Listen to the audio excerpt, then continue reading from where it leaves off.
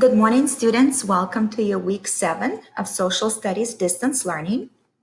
I will go over the agenda for the week as usual, and there will be a new rubric and some other information that I'd like to share with you. So this week in East and Southeast Asia unit, we will be focusing on government. Your objective is to be able to identify whether the governments in this region are limited or unlimited. And you will also learn about some strengths and challenges that people in this region face in relationship to its economy. You will learn which countries have the highest GDPs, where the quality of life of people is better, but you will also learn about some problems that some countries in this region are experiencing. We're going to have a new rubric this week. I will post this as a question on Google Classroom, and the question will be, where in the world is Archie, Miss Fitzhugh's dog? You will need to give me the specific details. You'll need to name the landmark. You'll need to name the country it's located in. You'll need to try to name the continent or even the region. So the person who has the most specific details in answer to the question about where in the world is Archie, Miss Fitzhugh's dog, will get some 5 extra points added to one of their grades from this week. To see if you are the winner, you will need to tune in on Wednesday to my Zoom session at 3 o'clock, at which time we're also going to be playing Quizlet. So, Zoom session to play Quizlet. And if you'd like to see if you are the winner of this challenge for each class period or in general, then you'll need to tune in to Zoom on Wednesday. So I'm going to go over some important information about specific assignments. So it's important that you complete and turn in assignments starting with week 5. So how do you know where is week 5? Well, you go to classwork, and if you notice, we are starting week 7 this week, but by now week 5 and week 6 should have been completed. The grades are now put into the hack. Right here is my son's hack. And remember, you have to click on classes to see the most accurate grades for this grading cycle. So once again, the grades are put in the grade book. And if you have not done your assignments yet, then you will need to make sure you do them. And to double check you've done them, one location to go will be on the left-hand side in classwork to look at your weeks. The graded work starts with week 5. Another thing is you will notice for this week of distance learning, we actually have, it seems like we have 3 assignments, but we really don't, because assignment 15 is split into 2 sections. I'll explain why in just a minute. So let's go to assignment number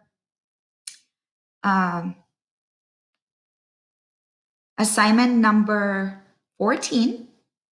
This assignment is going to be asking you to do 2 things. The first thing it will be asking you to do is to look at some videos to understand how the governments of East and Southeast Asian countries been affected by past events. In other words, why do they have the governments that they do? What happened in their history to make them that way? And then another objective is you will need to be able to identify examples of limited and unlimited governments. This is the weekly overview. If you remember from last week, this is just a suggestion. This is for people who would like to have a more organized and structured way of doing assignments.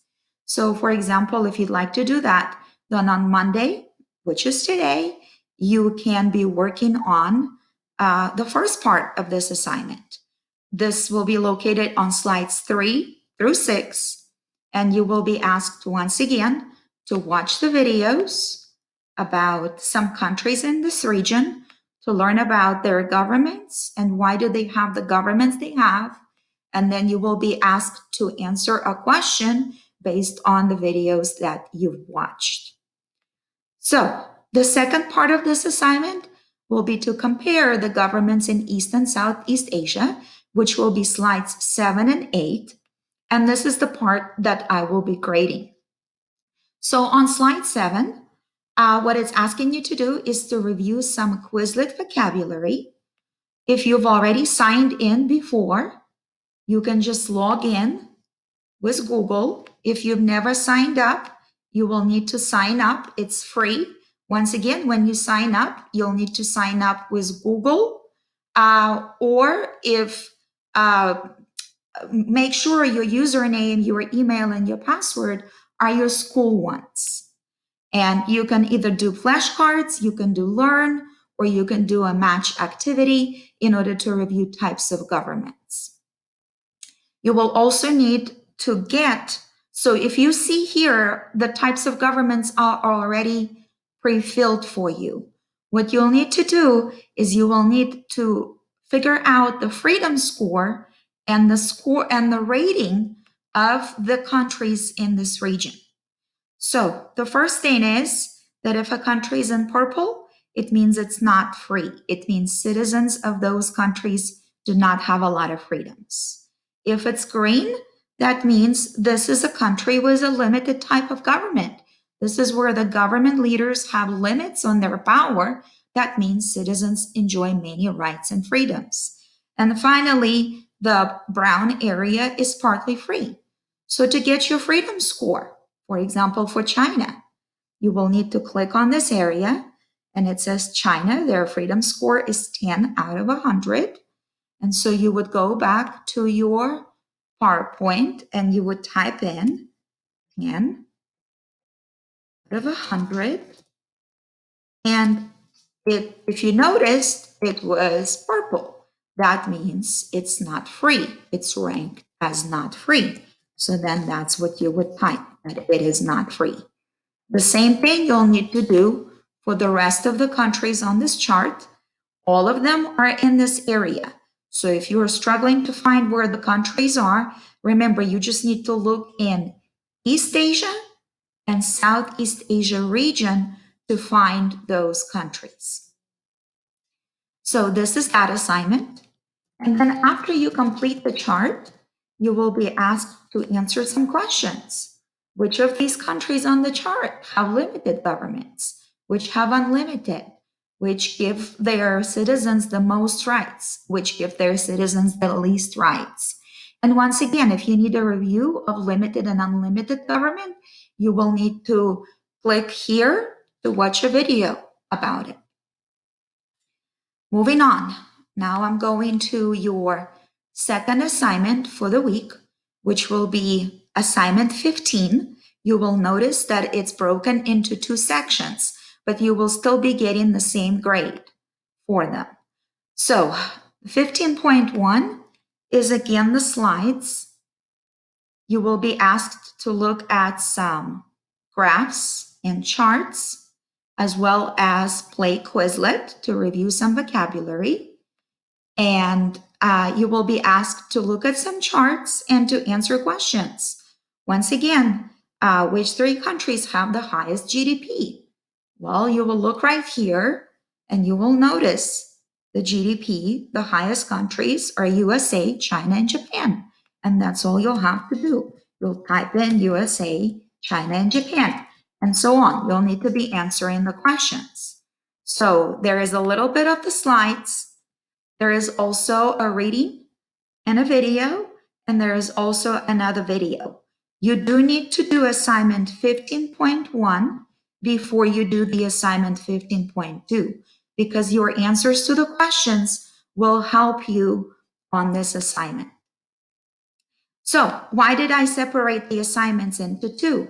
Because the second assignment is your quiz, Google Forms quiz over economic strengths and challenges in East and Southeast Asia.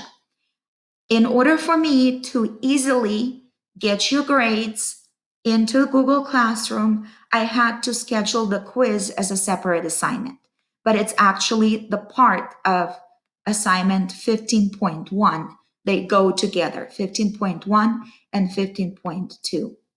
I do want to remind you that if you do finish your um, when you finish your Google Slides completely, this is when you turn them in.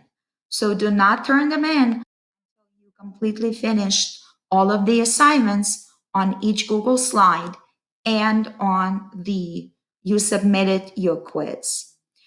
If you have any questions, if you need help, if you'd like to join and play Quizlet, if you'd like to report to me, where is Archie to find out whether you are the winner is, please join my Zoom office tutoring hours. They're every day, Monday through Friday at 3 o'clock. To find out if you are the winner of Where is Archie Challenge, you'll need to Zoom in on Wednesday at 3. And also we'll be playing a Quizlet about government vocabulary live on Wednesday as well at 3 o'clock. Hope everybody's staying safe and that you're doing well. Most of you are doing an amazing job on your assignments. Keep strong. We only have a little bit left until the end of the academic year, and I miss all of you sincerely. And I hope you do miss your classmates. And if you'd like to see them, join my Zoom. Have a great rest of your week.